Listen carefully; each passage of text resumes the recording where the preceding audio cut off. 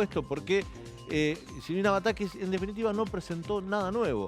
Lo que anunció es que se van a seguir con los lineamientos acordados con el Fondo Monetario Internacional, que ante la falta de un plan económico que nunca tuvo este gobierno, los lineamientos con el plan del acuerdo con el Fondo Monetario Internacional terminan siendo una especie de hoja de ruta.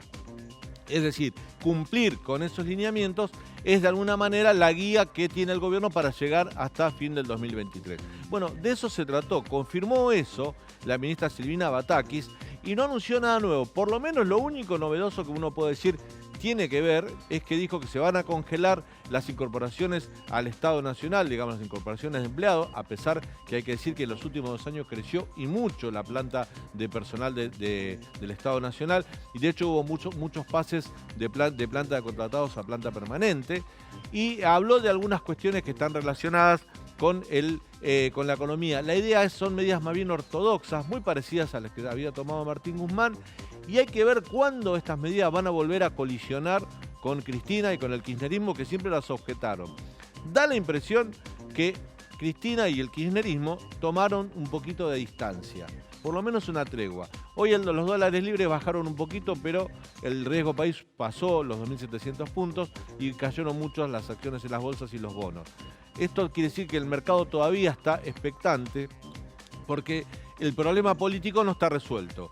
Pero parece ser que vamos a entrar en una etapa de por lo menos no enfrentamientos internos, esto es lo que se ha acordado, donde van a intentar llevar algún tipo de tranquilidad a los mercados. Después que habló la ministra de Economía, habló el presidente y dijo que tengan claro los mercados que nuestra idea es respetar todos los acuerdos y a eso vamos.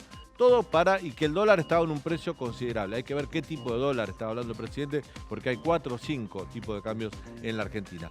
Todo esto lo vamos a analizar en un ratito con Roberto Kachanowski, economista, que nos vamos a ver si entendemos para dónde vamos y si el gobierno le puede encontrar la pata a la sota, como se dice comúnmente en el bar, respecto a la economía del país. Sobre el final del programa, Lina Ramírez nos va a mostrar algo que también anunció el gobierno, que a partir del viernes vos te vas a poder inscribir para recibir los subsidios a las tarifas energéticas. ¿Cuáles son las condiciones? ¿Cuáles son las condiciones y cuáles no? ¿A quién le toca los subsidios? ¿A cuáles no? ¿Van a ser una tarifa segmentada? Esto se sabía, lo había dicho Martín Guzmán. Bueno, toda esa información te la va a presentar Lina sobre el final. Pero sin duda, y esta para mí sí es la noticia del día, esta es sin duda la noticia del día que por la situación social y económica que atraviesa el país quedó un poquito tapada, tiene que ver con las causas de corrupción que enjuician a Cristina Fernández de Kirchner y a varios de sus exfuncionarios. En ese sentido, hoy la Unidad de Investigación Financiera, la UIF, desistió de acusar a Cristina Kirchner y pidió su sobreseimiento en la causa de Vialidad Nacional. En esa causa no solo está acusada Cristina Kirchner, sino también está acusado Julio De Vido, el empresario Lázaro Báez, varios empresarios de la construcción, José López, el de los bolsos, el que andaba con 9 millones de dólares en un bolso y una escopeta allá por General Rodríguez. Bueno, también para él fue el pedido de sobreseimiento de la UIF. Y uno dice, qué raro, ¿por qué pasaron estas cosas? Vamos a ver una placa para ver cómo cambió el comportamiento de la Unidad de Investigación Financiera en los últimos 3 años. Acá, a lo que es la izquierda, a la derecha de la pantalla, está Mariano Federici. Mariano Federici presidió la UIF durante el mandato de Mauricio Macri, 2015-2019. Durante ese mandato, la UIF juntó la cantidad de pruebas suficiente para elevar a juicio una demanda contra Cristina Kirchner, contra distintos empresarios y varios funcionarios, te recuerdo, José López, Julio De Vido, entre ellos, por lavado de dinero, porque lavaban activos. ¿Y cómo se generaba eso? Se generaba de la siguiente manera: con sobreprecios en la obra pública y con retorno de ese dinero a algunos funcionarios a una caja política. Esto es lo que demostró la UIF, y no solo Mariano Federici, sino prácticamente todo el equipo de personales, de abogados que trabajan en el equipo penal de litigio de la UIF. Cuando termina el gobierno de Mauricio Macri, asume Alberto Fernández y asume Carlos Cruz, un hombre muy ligado a Alberto Fernández. Toda la etapa de Carlos Cruz se vivió una interna muy grande dentro de la UIF. Si bien no había una norma, una indicación de parte de las autoridades para que se retiraran como litigantes en la causa que llevaban adelante contra Cristina Fernández de Kirchner y sus exfuncionarios, La idea era no hacer nada, no colaborar, dejaron de colaborar con la justicia. Fue una etapa, digamos, nula, prácticamente fue la etapa de la pandemia también, no había necesidad de avanzar, no hicieron nada para avanzar y como que todo lo que había hecho la gestión de Mariano Federici empezó a entrar en una especie de limbo, de nebulosa en la gestión de Carlos Cruz. Después, por las peleas internas y por los distintos cambios, Carlos Cruz deja la UIF y asume Juan Carlos Otero, que es el actual presidente. Otero, que es el actual presidente de la UIF, fue el que envió al equipo de abogados litigantes al juicio, que fueron los que pidieron el sobreseimiento de Cristina Kirchner y del resto de sus funcionarios. Cuando uno se pregunta por qué pasan estas cosas, pasan primero porque los organismos encargados de combatir la corrupción, por ejemplo la Oficina Anticorrupción o la Unidad de Investigación Financiera, dependen del gobierno de turno, está mal. Esto va a volver a ocurrir siempre, cada vez que cambie el gobierno. La idea sería tener organismos independientes, organismos técnicos que sean independientes y que no respondan a determinado partido político o a partido de gobierno, porque esto es lo que puede pasar. Todo el trabajo que hizo la UIF demostrativo, que le sirvió al fiscal, que a partir del 1 de agosto va a llevar adelante el alegato acusatorio, va a tener 9 jornadas para presentar las pruebas por las cuales acusa a Cristina Kirchner y al resto de los funcionarios. Gran parte de esa información que tiene el fiscal que entiende en la causa fue gracias al trabajo que realizó la UIF y la Oficina Anticorrupción. ¿Qué pasó en estos últimos tiempos? La Oficina Anticorrupción se retira como litigante en la causa y la UIF no solo se retira como litigante, sino que además pide el sobreseimiento.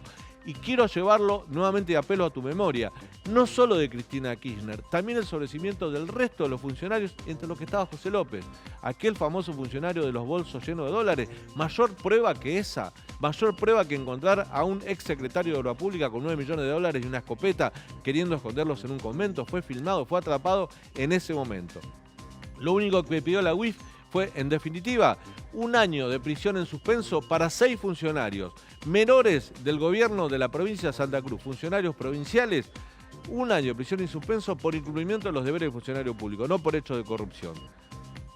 O sea que terminan pagando unos pichis de la provincia de Santa Cruz que ni siquiera van a ir presos, ni siquiera, porque 1 año de prisión en suspenso ni siquiera puede ser una mancha si quieren en el legajo, pero no van a cargar con el peso de esta gran investigación por lavado de dinero. ¿Sabe qué dicen en la oficina, en la UIF, por ejemplo? Que no se puede investigar lavado de dinero porque no se encontró la causa por la cual hubo corrupción para la que se llevó el dinero para lavar.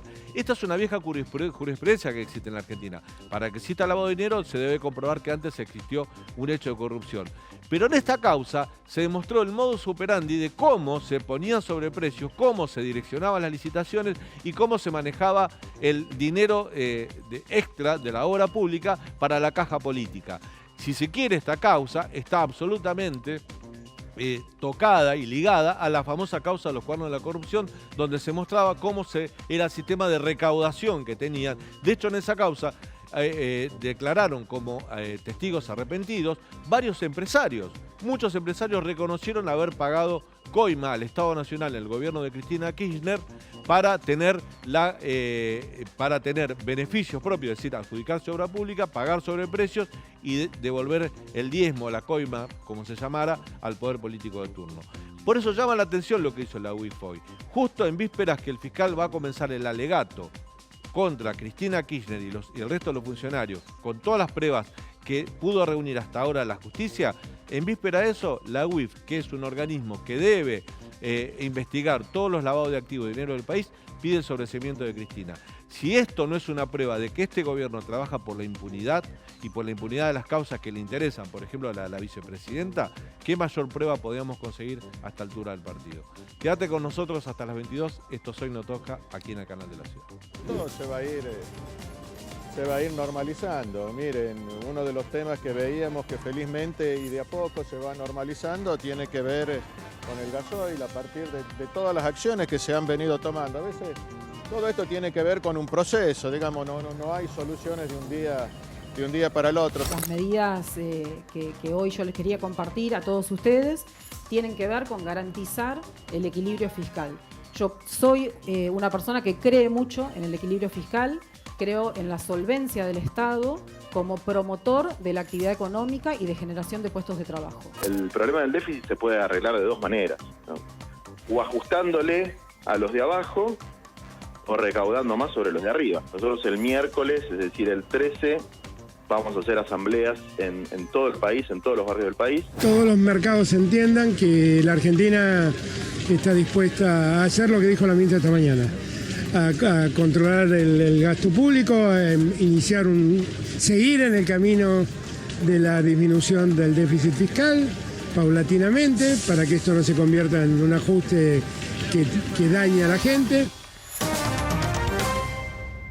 Anuncios en economía que no son novedades. Eso pareció ser la conferencia de prensa de Silvina Batakis, pero alguien que sabe de esto para explicárnoslo mejor es el siguiente invitado. Se trata de Roberto Kachanowski, licenciado en Economía, consultor económico, además es profesor y escritor. Roberto, buenas noches, ¿cómo estás? ¿Cómo te va, Daniel? Te escucho muy bajo, si me pueden dar un A poco ver si más le de pueden dar un audio. poquito mayor un poco mejor el retorno para Roberto Kachanowski. ¿Me escuchás ahora mejor? Ahora sí.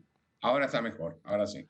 Bueno, yo decía ¿Cómo estás? recién que los anuncios de la ministra de Economía hoy forman parte de no anuncio, es decir, ratificar lo mismo que había hecho Martín Guzmán hasta ahora. Sí, a ver, anunció objetivos sin decir cómo y, a ver, vamos por parte. Primero dicen que van a reducir el déficit fiscal. Para bajar el déficit hay dos maneras, básicamente. O bajás el gasto o subir los ingresos. Hay dos. No creo que quede mucho jugo en el limón para exprimir con más impuesto a la gente, ¿no es cierto? Así que la única forma es bajar el gasto. Y no anunciaron baja de gasto. Lo que anunció fue que iba a congelar las vacantes en el sector público, o sea que no iban a tomar más gente, y que eso iba a significar un ahorro de 600.000 millones de pesos. No sé si recordás esa parte. Sí. Entonces me fui al presupuesto y miré cuánto tenía previsto gastar para este año el gobierno en salarios de la Administración Pública Nacional. Es más o menos 1.400.000 millones de pesos, o sea que ella está diciendo que en 6 meses, no contratando más personal, se van a ahorrar el 42% de lo que está previsto en gasto de salario. Un delirio. No miran ni los números del presupuesto cuando hablan. Claro, porque además de decir no contratamos más, es decir, no vamos a gastar más, no quiere decir que vas a recortar sobre lo que estás gastando.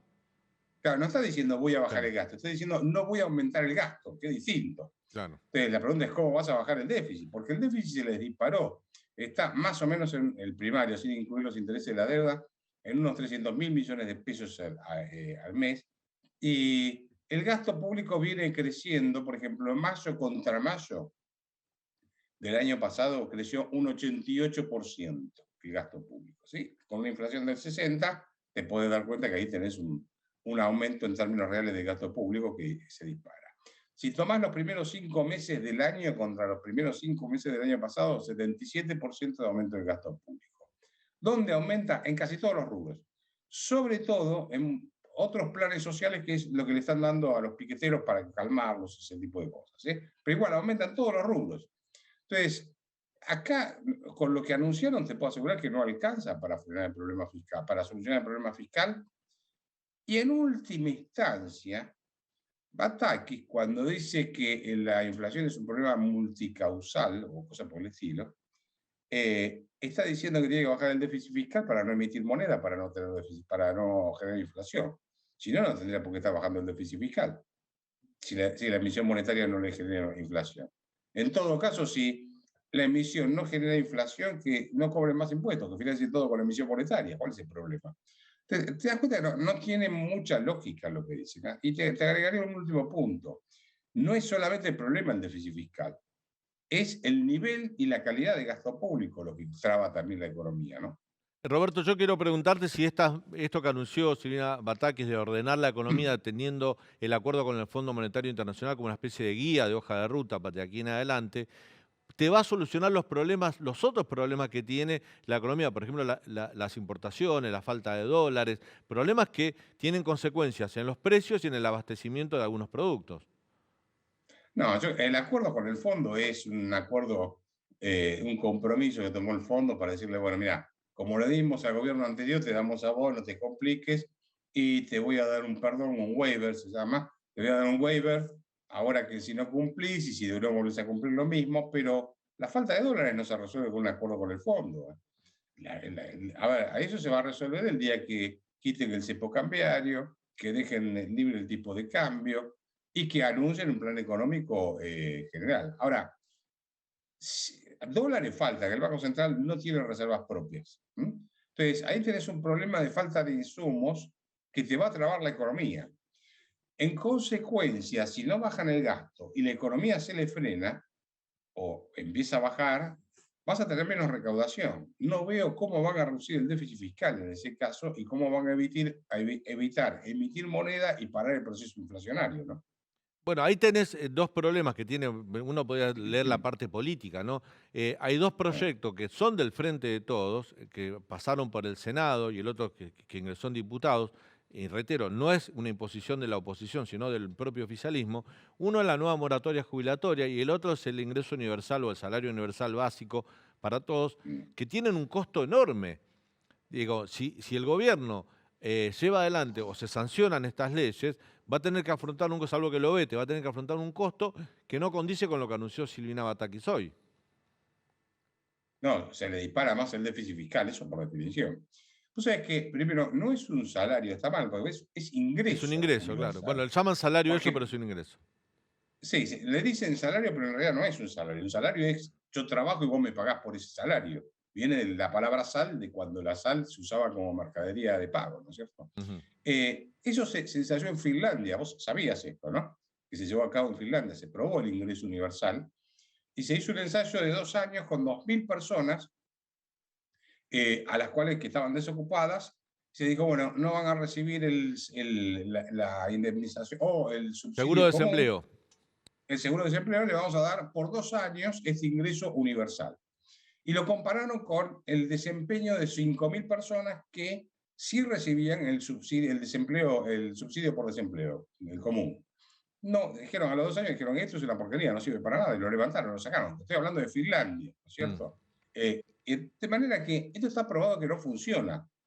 Yo ahí, evidentemente, ahí hay una caja que quieren manotear a algunos que tiene otro fin que no es ayudar a la gente, sino que es un fin político. Eso no tengo ninguna duda. Roberto, la ministra se trató de evitar o ratificó la idea de que el gobierno no piensa devaluar. Después, cuando habló el presidente Alberto Fernández en una breve entrevista que dio, volvió a decir, no, la idea es no vamos a devaluar, vamos a ir de a poco. Pero, sin embargo, hay una devaluación encubierta detrás de esta medida, ¿no? A ver, ¿vos por qué decís eso? Digo, en realidad... tenés una inflación permanente que 5, 6, te dice que julio va a estar más cerca de 10 que de 5, tenés los dólares financieros que están prácticamente más del doble que el dólar oficial. O sea, la inflación es implícita, de alguna manera la estás viviendo. Está bien. No, yo pensé que me estaba diciendo que estaba subiendo el tipo de cambio oficial al mismo tiempo. No. Está bien, ahora te entiendo. A ver, vos tenés una depreciación del peso permanentemente. Calcula que en noviembre del 2015, con un billete de 1.000 pesos, que es el de mayor denominación, comprabas $15. Ahora compras $3.80, una cosa por el estilo, no compras mucho más que eso, ¿no? Así que esa es la pérdida del poder adquisitivo del peso. Pero volviendo a tu punto, te diría, ellos están empecinados en decir que el tipo de cambio es de equilibrio. O que no sé si dijeron equilibrio o dijeron otra palabra, como que es normal o que está bien. Y la verdad es que si a este tipo de cambio faltan dólares para importar insumos, quiere decir que no es un tipo de cambio de equilibrio. O sea, a ver, yo estoy recorriendo mucho la provincia de Buenos Aires, el sector agropecuario, etcétera. Los camiones no hay cubiertas para los camiones, hay que usar las recauchadas. Después, los tractores, si se les rompe una rueda, no hay repuesto. Faltan agroquímicos, insumos para la producción. Sector con el que hablas, sector con el que tiene problemas de insumos para producir. Entonces, eso te está diciendo que cuando vos pones un tipo de cambio artificialmente bajo, automáticamente te aumenta la demanda y se te reduce la oferta. No tienen un tipo de cambio de equilibrio. Y te voy a dar un dato más. Eso se puede ver inclusive en el Banco Central. El Banco Central publica el tipo de cambio real, cómo está evolucionando el dólar frente al peso y las otras monedas, y lo que ves es que cae, en la Argentina es cada vez más cara en dólares, para ponerlo de esta forma, al tipo de cambio oficial. O sea que el mismo Banco Central te muestra las estadísticas que la publica todos los días, cómo está cayendo el tipo de cambio real o cómo Argentina está siendo cada vez más cara en dólares porque están atrasando el dólar. Sube menos que la inflación, ¿no es cierto? O sea, el dólar sube, el tipo de cambio oficial sube un 4% mensual y tenés una inflación del 5, del 6 o del 7%. Entonces, eso hace que Argentina sea cara en dólares y te quita problemas, te saca la competitividad de la economía, ¿no? Roberto, ¿qué aventuras para el poder adquisitivo de la gente, para el poder adquisitivo de los trabajadores, la gente, incluso la gente que está en el mercado formal de trabajo, que están en el sector formal de la economía? ¿Qué aventuras para los próximos meses? Mira, yo creo que julio va a ser este mes la gente va a perder mucho poder de compra porque la emisión monetaria, basta ver el informe monetario diario del Banco Central para darse cuenta la cantidad de pesos que están emitiendo para financiar el déficit fiscal. En junio se va a dar una emisión monetaria fenomenal. Vamos a ver que va a pegar en julio, parte en junio y parte en julio. Y es probable que te acerques a una inflación entre el 8 y el 10%. No descartaría que llegues a ese nivel por la cantidad de pesos que tiraron al mercado. Así que lo que uno puede pensar es que la caída en el salario real va a ser importante y la retracción del consumo va a ser bastante notable. Pero La digo, gente se va a no, notar no en el todos los mercado. sectores tuvieron una paritaria del 60% como tuvieron los bancarios, como tuvieron camioneros hace 2 meses atrás. Hasta esas Mm, paritarias que fueron exitosas para esos trabajadores, mm. reitero, que no fue el común denominador de todo el sector laboral, les va a quedar chica, les va a quedar corta.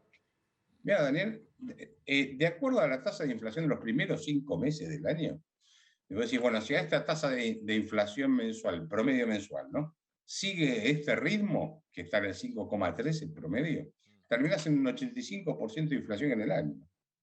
85. Si a eso le agregás el ajuste de las tarifas de los servicios públicos y algo del tipo de cambio, terminás en el 100% con una comodidad espeluznante. Y si a eso le agregas el déficit fiscal que está teniendo el gobierno, que es fenomenal, mañana voy a publicar una nota en Infobae, paso el aviso, Sí. ahí están los datos, van a saber cómo se dispara el déficit fiscal, cómo se les está disparando y cómo se les dispara el gasto y el déficit fiscal que se financia con emisión. Eso, con más emisión, vas a terminar en 3 dígitos de inflación anual, muy probablemente, no sé cuándo, ¿viste? Puede ser a fin de año o principio del año que viene o antes, si te descuidas. Así que eso va a pegar en el salario de la gente, sin ninguna duda. Mi compañera Lina Ramírez tiene una pregunta para vos. ¿Cómo Sí, estás, Roberto? Buenas noches. Te quería ¿cómo te va? consultar respecto quizás a la visión distinta que tiene la ministra Silvina Batakis respecto a la inflación, ¿no? Ella hacía referencia a algo así como a la mayor emisión, a diferencia de la visión de la vicepresidenta Cristina Fernández de que la inflación está relacionada, ¿no?, con la economía bimonetaria. ¿Cómo pensás, cuál de las dos visiones pensás que estás más cerca a la economía actual que atraviesa el país, digamos? Pero espérate, yo escuché que Batakis dijo que la inflación era multicausal. Sí, Es sí. así, ¿no? Sí, sí.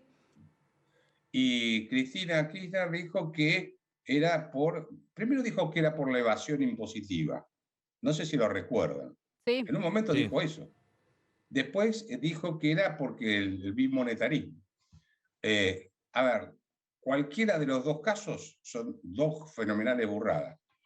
A ver, tanto de Bataki como de la vicepresidente. Veamos el caso de Bataki. Multicausal.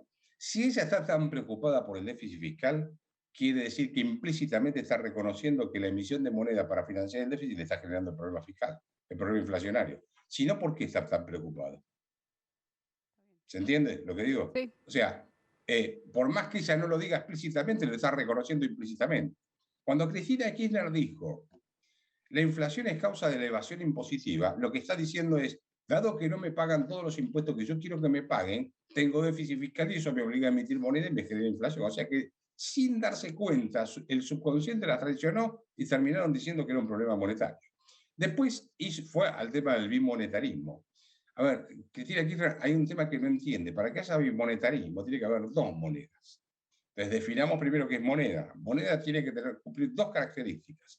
Ser aceptada como medio de intercambio y ser reserva de valor. El peso no es reserva de valor, se deprecia permanentemente.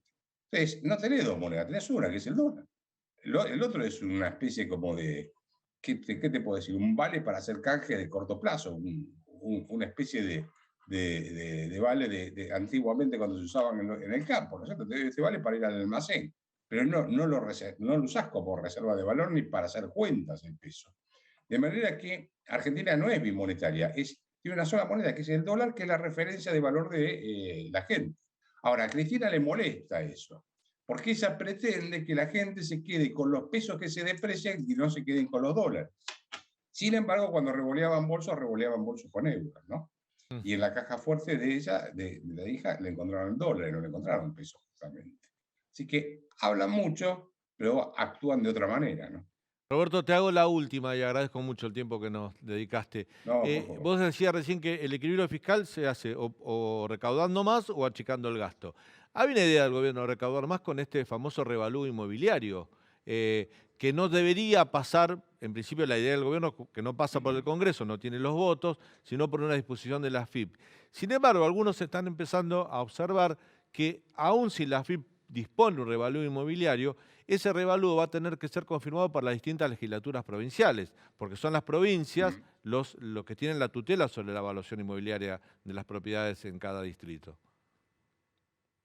Debería ser así. A ver, eso es por el inmobiliario. Claro. Que en realidad después el gobierno lo usa para bienes personales.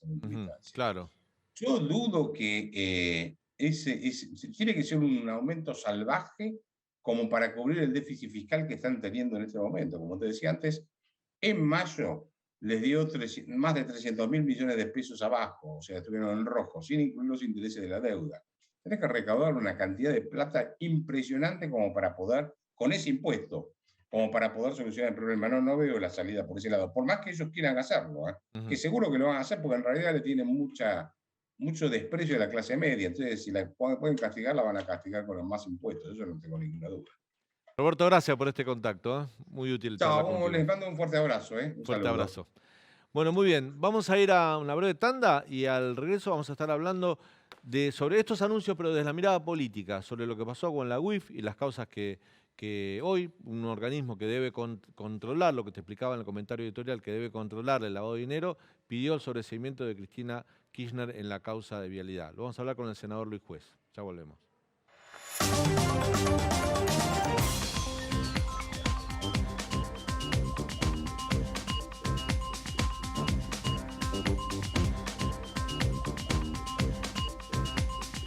Bueno, primero la Oficina Anticorrupción se retiró como querellante de todas las causas que tenían Cristina Fernández de Kirchner y exfuncionarios. Hoy la UIF, la Unidad de Investigación Financiera, no solo se retira como querellante, sino que pide el sobreseimiento de Cristina, de Devido, de José López, de Lázaro Báez, por la causa de vialidad. Para muchos en la oposición esto forma parte de un ejemplo, de ejemplificación de lo que es un plan de impunidad. Lo vamos a hablar con el siguiente invitado. Se trata de Luis Juez, abogado, hincha de Talleres de Córdoba, senador nacional por Juntos por el Cambio, ex embajador argentino en Cuba y ex intendente de la ciudad de Córdoba. Hola Luis, buenas noches, ¿cómo estás? Hola Daniel, ¿cómo va? ¿Cómo estamos? Ahí te presentamos como hincha de Talleres de Córdoba, eso no puede faltar, ¿viste? Te respetamos, son códigos. Me parece muy bien, mucho menos cuando estamos en los octavos de la Libertadores. Cuarto, ya están en cuarto. Cuarto no, sí, claro, cuarto, tenés razón. Acá en Córdoba, viste cómo le hemos puesto a River y a Boca, ¿no? Le hemos puesto indio traidor, porque se fue con Colón. Luis, hoy hubo una noticia que me parece que fuera de los anuncios económicos, que después lo vamos a analizar desde el punto de vista político. Me da la impresión que la noticia del día fue lo que hizo la UIF, ¿no? La Unidad de Investigación Financiera, que en la justicia, en víspera de que el fiscal empiece el alegato acusatorio el 1 de agosto, días antes, la UIF, que es el organismo que debe investiga el lavado de activos, se retira como querellante y pide el sobreseimiento de Cristina y de todos sus funcionarios. ¿Cómo lo viste esto? Yo sé que causa espanto, dolor, bronca y fastidio, pero yo ahora no te voy a mentir, Dani, a mí me da una gran satisfacción cuando yo vengo denunciando hace muchísimo tiempo que Cristina solamente tiene empatía, solamente le interesa, solamente se motiva, solamente se moviliza por aquellos temas que a ella la tienen involucrada y a su familia en las cuestiones procesales. Y yo vengo diciendo desde el primer día que hay un plan siniestro ideado por ella que tiene que ver con su impunidad, la de ella, la de su grupo, la de su banda de atrevidos ladrones y la de su familia. Y no me he equivocado. Solamente en ese contexto y solamente de esa manera enmarcada en un plan siniestro de impunidad, uno puede entender la conducta delictual de la Oficina Anticorrupción y hoy de la UIF. Si no, no hay forma. Procesalmente, te lo digo, tengo 34 años de abogado penalista, no hay ninguna posibilidad que antes la Oficina Anticorrupción dejara de investigar y dejara de convertirse en querellante particular y hoy la UIF dejara de acusar y pedir condena en un hecho que estaba absolutamente probado, la participación de Cristina y su entorno en hechos delictivos de administración fraudulenta en contra del Estado Nacional, ¿no? Luis, vos tenés mucha experiencia en el tema porque además fuiste fiscal anticorrupción en Córdoba. Uno de los argumentos que utiliza la UIF dice que no se puede investigar lavado de activos cuando no hay un hecho precedente de corrupción comprobado, juzgado y condenado de alguna manera. Sin embargo, hoy hablaba con Margarita Stolbizer en la radio que declaró en esta causa. Ella me decía, en esta causa se muestra cómo se ejecutaba el hecho de corrupción, los sobreprecios, cómo se otorgaba licitación y cómo se recaudaba, similar a la causa de los cuadernos. ¿Vos lo ves así también? Pero si yo te adjudico a una obra pública casi con adjudicación directa, simulando una licitación pública que nunca se llevó a cabo, ¿sos el único oferente o te acomoda la licitación para que vos la ganes? Te genero varias redeterminaciones de precios que muchas veces terminan siendo la 2, la tercera vez, tres veces más de lo que vos en su momento habías presupuestado el Estado Nacional como para pagar. La obra no la terminás y yo te pago el 100% de la obra como si hubiese estado ejecutada. ¿Qué necesitas más probar? A ver. Y resulta que casi el 80% de la obra pública realizada por Vialidad de la Nación en la provincia de Santa Cruz la hizo la empresa en la que evidentemente tu familia, tu ex marido y vos públicamente estás vinculada de manera directa, eso está probado, el lazo. La vinculación entre Lázaro Báez y la familia Kirchner es un tema que está ajeno a cualquier elemento de prueba, está totalmente acreditado por múltiples elementos, por múltiples factores, por múltiples testimonios, por múltiples pericias. Yo no sé cómo vos podés sostener, cómo alguien puede sostener que no hay un delito precedente. No sé. Bueno, de hecho, Austral Construcciones fue creada el 22 de mayo del 2003, 3 días antes que asuma Néstor Kirchner. No, pero claro. Fue creada con ese objetivo.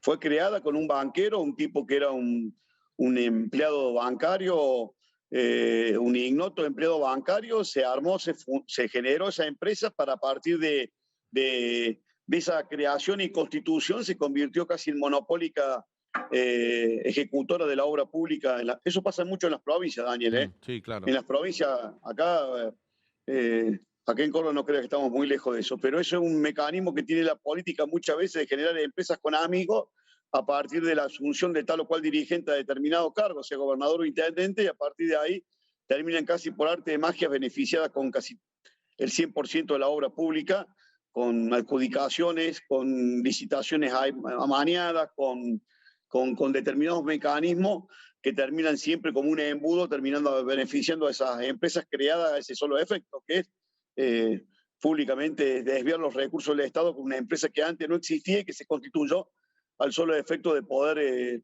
desviar ese recurso público. Luis, ¿qué te dice tu intuición, tu conocimiento en estos temas? El fiscal, que el 1 de agosto tiene 9 jornadas para presentar su alegato acusatorio, ¿pensás que queda debilitado cuando la Oficina Anticorrupción y la UIF se borran y piden que sea absuelta Cristina y el resto de los funcionarios? ¿Queda debilitada su posición o puede trabajar de la misma manera? No, sí, claro, queda debilitada.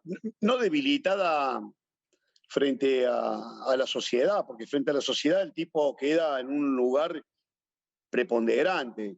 Si este fiscal actúa con decencia, con honestidad, con apego a la ley y con compromiso republicano y cívico, este tipo puede ponerse en una categoría realmente increíble, porque el tipo contra todos los organismos del Estado se anima a sostener una acusación y pedir condena. O sea, yo en esa situación, lejos de ser un acto, no deja de ser un acto de debilidad, porque si te borrió la Oficina Anticorrupción y después se te borra la UIF, quiere decir que de los 3 organismos acusadores, 2 se te borraron por expresa directiva política de los acusados, te queda vos solo sostener la espada. A ese fiscal hay que acompañarlo enormemente, porque el fiscal es el representante de todos nosotros, el fiscal es el representante de la acción pública. O sea, a ese tipo hay que cuidarlo y hay que hacerle saber que la República lo está mirando y que 48 millones de argentinos estamos pendientes de su conducta, su coraje, su decisión, su hombría de bien. Así que sí, desde el punto de vista técnico queda descalzado.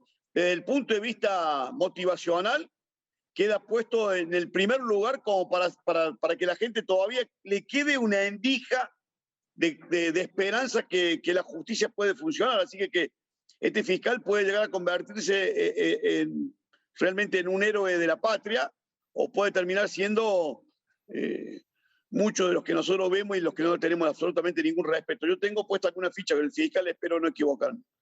Luis, hablando un poco también de la coyuntura política, ¿no? Hoy Silvina Batakis presentó los lineamientos generales de la economía, que es un poco más de lo mismo de lo que venía haciendo Martín Guzmán, recién lo hablábamos con Roberto Kachanowski, y uno ve un silencio cómplice de parte del kirchnerismo, de Cristina. El discurso del sábado pasado de Cristina en Calafate no fue tan duro como venía siendo. ¿Vos crees que de alguna manera firmaron una especie de tregua, Alberto y Cristina? Yo no sé si Cristina necesita firmar una tregua con Alberto, porque Alberto no está ni siquiera en condiciones de capitular. Alberto está entregado, rendido, abatido hace un montón de tiempo y Cristina ha tomado el control absoluto de la gestión pública. Simplemente lo que ha frenado Cristina es la posibilidad que Alberto le renuncie por WhatsApp, como le hizo el atrevido del ministro Guzmán, al que persiguieron durante un montón de tiempo, y después cuando renunció como un adolescente, Cristina decía, no, es un acto de caradurez, lo dejó descalzado el presidente con un altísimo nivel de cinismo, después que lo persiguieron enormemente para sacarlo del lugar donde estaba. Lo de Batakis no se entiende. No se entiende porque el problema no es, si vos no tenés un plan económico, no tenés absolutamente nada. Esto es lo que no entiende Alberto, Cristina, Batakis y toda esta banda de irresponsables. Si vos no tenés un plan económico, no hay forma de que la economía, que las finanzas, que el mundo te entienda. ¿A dónde vamos? Sí, exactamente lo mismo que decía Guzmán. ¿Y para qué armaron semejante quilombo si van a ¿Cuál es la diferencia? Ninguna. Es un problema político. Vos no tenés un plan, entonces te das cuenta por qué no pudieron frenar las distintas variables que se le vienen disparando hace un montón de tiempo, porque no hay un plan, entonces la gente no le cree. Entonces, si vos vas a repetir lo que decía el anterior ministro, ¿para qué corriste el anterior ministro? Y esto es lo que no entiende Cristina y Alberto. La gente no le cree a ellos, absolutamente a ellos.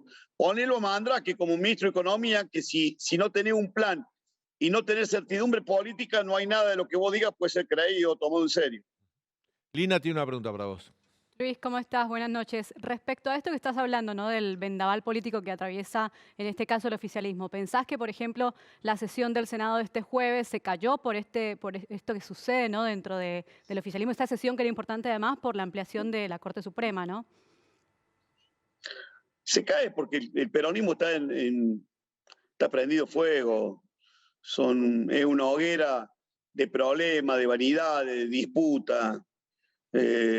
Se cayó, pero lo que no quiere decir que la semana que viene o cuando reanudemos la actividad después de esta semana de vacaciones de invierno, no puedan agarrarlo los senadores discos, los que no prestaron quórum el otro día, y le digan, che, a ver cómo es el tema, y como el peronismo siempre tiene un menú en la carta, te arma una propuesta de Corte Suprema para conformar a los senadores. Lo hicieron con el Consejo de la Magistratura en su momento, para engancharlo a los senadores por Río Negro. Terminaron tomando el proyecto del senador de Río Negro, le dieron la posibilidad que se lo luciera convirtiéndose en el miembro informante y cambiaron el proyecto original y sacaron el mamarracho ese del Consejo de la Magistratura. Pueden llegar a hacer lo mismo, ¿eh? O sea, yo te diría, no se cuelguen del alambrado a festejar el gol, porque estos tipos pueden hacer cualquier zafarrancho, pueden modificar, pueden volver para atrás de lo que dijeron, con tal de conseguir los votos de los senadores que le están faltando, ¿no? Pero bueno, hasta ahora sí es cierto, como vos decís, fracasó porque no lograron convencer a algunos senadores del palo. Claro, y ustedes en este proyecto continúan con un rol de oposición, ¿no? Digo, no acompañar. Y por supuesto, si no tuviéramos 34, 35 senadores opositores, esto ya hubiesen modificado el Ministerio Público, la Corte Suprema, y hubiese salido la reforma judicial, claramente hubiesen destituido a los ministros de la Corte. Sí, claramente, nosotros de ahí no nos vamos a mover.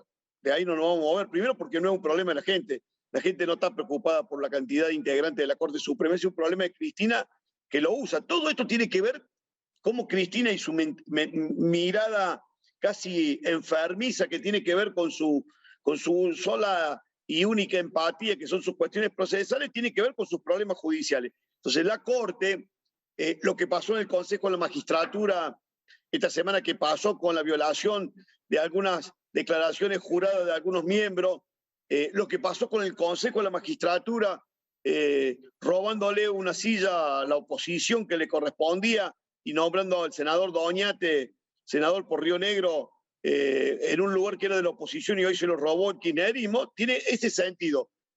Mandarle una señal a la Corte y hacerle saber que vienen por ello. Pero bueno, creo que hay que resistir como Dios manda, porque claramente no podemos permitir que se lleve la poca institucionalidad que tiene la Argentina.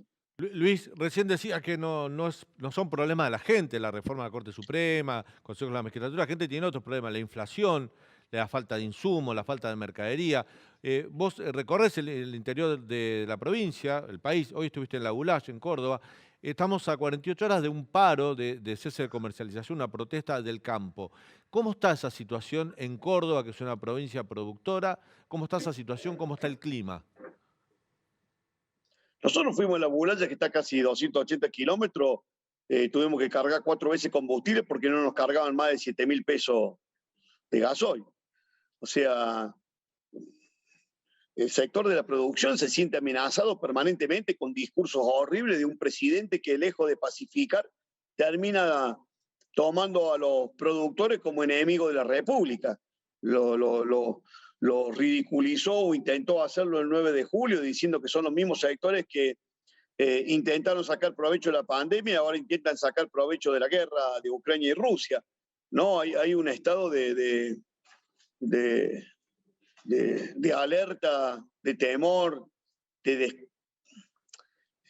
fíjate una cosa, Dani, los únicos dólares, vos quisieras ver lo que es, cómo se nota que esta gente, que estos inútiles no conocen cómo funciona la producción de la Argentina, cómo me hubiese gustado agarrarla a Cristina y llevarla a Cococho, que venga a recoger hoy los camiones completos, enteros, ruta uno atrás de otro, sacando las cosechas, cómo funciona el interior productivo, el tipo que trabaja, que produce. Esos son los únicos dólares que están entrando a la Argentina, es la que genera ese sector productivo de la República Argentina.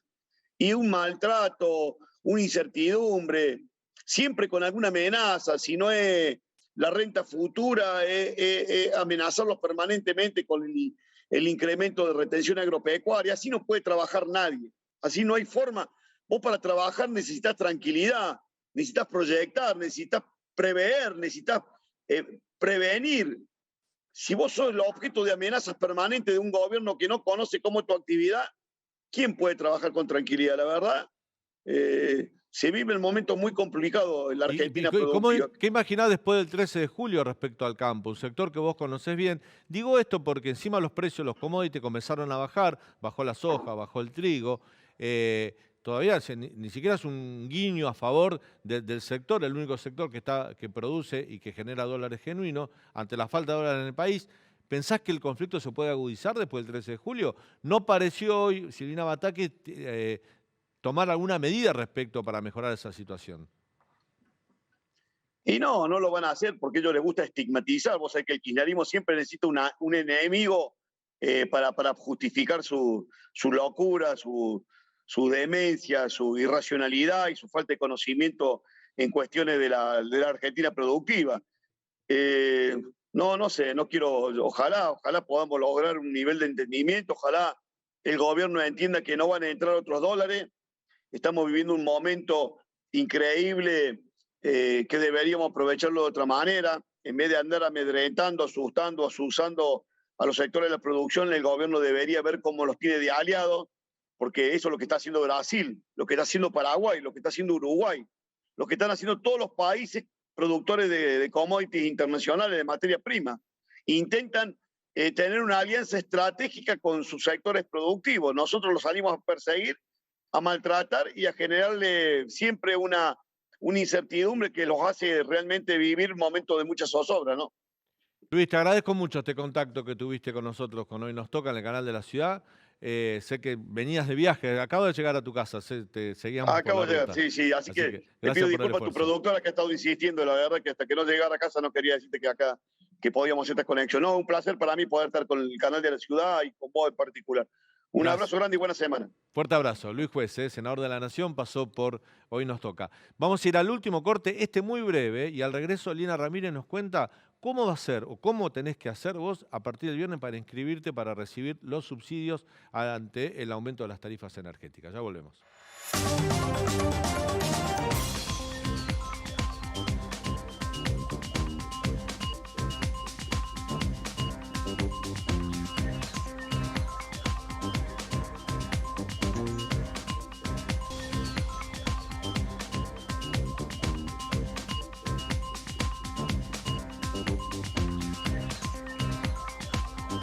A partir de este viernes, a través de una página web que va a subir el Gobierno Nacional, podés acceder a los subsidios que van a tener las tarifas energéticas. Primero tenés que saber si te corresponden, tenés que saber cómo tenés que hacer el trámite, todo eso te lo explica mi compañera Lina Ramírez. Podés acceder o podés quedarte afuera de los También subsidios. podés quedarte afuera, Lo anunció así hoy la ministra de Economía, Silvina Batakis, haciendo referencia a este boletín oficial que ya en junio se había llevado adelante, pero que no se había implementado, Claro. ¿no? De manera concreta. Y vamos a ver si te parece rápido los segmentos, ¿no? Se dividió en 3 escalas. Primero el segmento de, en este caso sería quiénes van a pagar la tarifa plena, ¿no? Estos serían los sectores de ingresos altos. Aquellos que tengan, que perciban más o menos 3 canastas básicas, 3 canastas básicas y media, que esto es un valor aproximado de 95.000 pesos, es decir, que tus ingresos sean superiores a 333.000 pesos. Esto es bruto, ¿no? Esto es neto. Bruto. Esto es neto, sí. Después, si tenés 3 o más autos en tu propiedad, si sos titular de 3 o más autos, con una antigüedad menor a 5 años, no vas a recibir tarifas. Estos son si cumplís uno de los requisitos, no son todos. Claro. O sea, si cumplís uno de estos requisitos... Cualquiera que cumpla esto no recibís el subsidio. Bueno, tener también 3 o más inmuebles, como ser titular de 3 o más inmuebles, titular de una o más aeronave o una embarcación de lujo, y titular de activos societarios que demuestren que tienen una capacidad económica amplia. Estos son ingresos altos. Vamos a los ingresos medios, que son las personas que quizás perciben menos. En este caso es una canasta básica familiar, una canasta y media, perdón, básica familiar. Esto sería un total más o menos de un neto de 142.000 pesos, y de esta forma entonces te quedarías afuera, no te quedarías afuera, perdón, tendrías un subsidio de alrededor, tendrías un aumento, perdón, de alrededor de un 42%. ¿Qué es lo que están haciendo respecto a la variación del salario? La primera placa que vimos no recibís ningún subsidio. No recibís ningún subsidio. Los que se encuentran dentro de este grupo, solo un aumento del 42%. Un aumento del 42% en relación a la variación del salario básico, que esto es alrededor de un 80%. Este cálculo depende del Palacio de Hacienda, que fueron quienes trabajaron al respecto, y el aumento sería alrededor de un 42%. Es decir, que si vos pagás de luz 1.200 pesos, podrías llegar a pagar de luz 1.700 pesos con este aumento. Claro.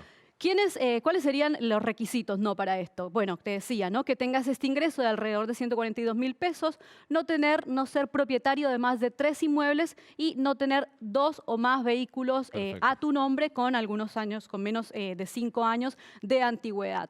Si vos cumplís con alguno de estos requisitos, pero tenés algún certificado de discapacidad, si uno de los miembros de tu familia tiene un certificado de discapacidad, podés seguir percibiendo el subsidio, digamos. Estos son ingresos medios. Vamos al último segmento, que son ingresos bajos, que estas personas recibirían el subsidio. 100% del subsidio.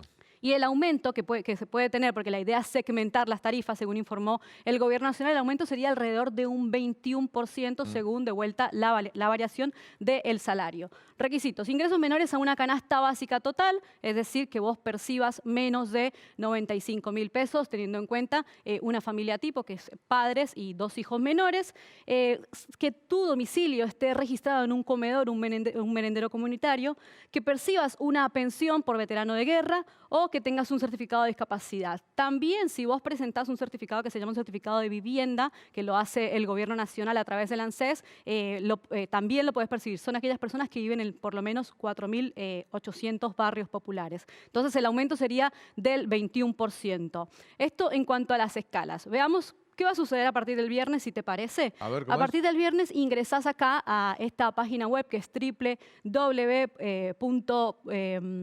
a ver, me la anoté por acá, perdón. Bueno, www.gobiernonacional/subsidios. Ahora después, si no, la ponemos de vuelta. Viste que aquí dice, en los próximos días vas a poder inscribirte en la misma página. Bueno, está todavía en stand-by, ¿no? Alrededor del viernes empezaría... La página está en el graph, así que la gente la está viendo ahí. Perfecto. Quédate tranquila. En esta página vamos a ver qué es la segmentación, cómo se implementa y quiénes deben inscribirse. Exactamente. Y en cada solapa tenés toda la información. Y en cada solapa tenés toda la información. Lo puedes hacer a través de esta página. Es muy importante remarcar que lo tenés que hacer separadas. Son 2 declaraciones juradas separadas, tanto para la luz como para el gas. Con lo cual tenés que ingresar, hacer el trámite y bueno, de esta forma quedaría habilitado. Y el gobierno lo que informó es que no va a evaluar dónde vivís, no va a evaluar la zona en donde vivís, sino va a evaluar el valor total de tus ingresos y el valor total de tu patrimonio. ¿Qué pasa si vos no querés hacerlo en la web, no lo puedes hacer porque no contás con los recursos o las herramientas? Te acercás al ANSES y lo puedes hacer a través del ANSES. Personalmente. Y además también lo puedes hacer a través de las empresas que brindan los servicios. Eso por un costado. Si haces el trámite para pedir los subsidios y no reunís los requisitos, no te lo van a dar los subsidios. Y si no haces ningún trámite, quedás afuera de todo tipo de beneficios. No te lo van a dar. ¿Qué pasa? Preguntitas básicas que hablábamos antes del aire. ¿Qué pasa si tenés 2 servicios a tu nombre? Podés registrar uno solo. El subsidio va a ser solamente por un servicio.